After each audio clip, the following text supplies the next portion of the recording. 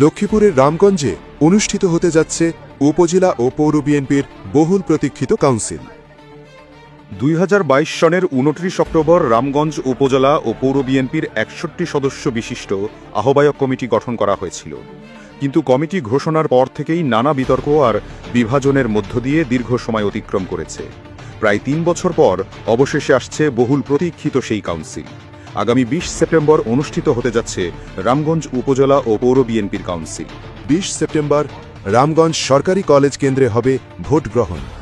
এই নির্বাচনে রিটার্নিং কর্মকর্তার দায়িত্ব থাকছেন জেলা বিএনপির সদস্য মোহাম্মদ মনিরুল ইসলাম হাওলাদার। উপজেলা বিএনপির সভাপতি পদে মুখোমুখি 2 শক্তিশালী প্রার্থী, বর্তমান আহ্বায়ক মোজাম্মেল হক মজু এবং সাবেক সিনিয়র সহসভাপতি শাহাবুদ্দিন তুর্কি। সাধারণ সম্পাদক পদে লড়াই হবে জেলা বিএনপির সদস্য ও উপজেলা বিএনপির সাবেক সাধারণ সম্পাদক আব্দুর রহিম ভিপি এবং বর্তমান সিনিয়র যুগ্ম আহ্বায়ক মনোয়ার হোসেনের মধ্যে। সাংগঠনিক সম্পাদক পদে রয়েছেন 4 প্রতিদ্বন্দ্বী: জেলা যুবদলের সদস্য আবুল বাশার সতু, বর্তমান যুগ্ম আহ্বায়ক নজরুল ইসলাম পিন্টু, রামগঞ্জ সরকারি কলেজ সংসদের সাবেক এজিএস আমজাদ হোসেন এবং উপজেলা বিএনপির সদস্য মহিবুল্লাহ।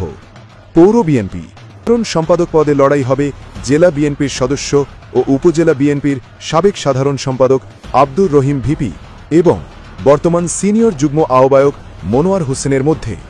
সাংগঠনিক সম্পাদক পদে রয়েছেন 4 প্রতিদ্বন্দ্বী: জেলা যুবদলের সদস্য আবুল বাশার সতু, বর্তমান যুগ্ম আহ্বায়ক নজরুল ইসলাম পিন্টু, রামগঞ্জ সরকারি কলেজ সংসদের সাবেক এজিএস আমজাদ হোসেন এবং উপজেলা বিএনপির সদস্য মহিবুল্লাহ।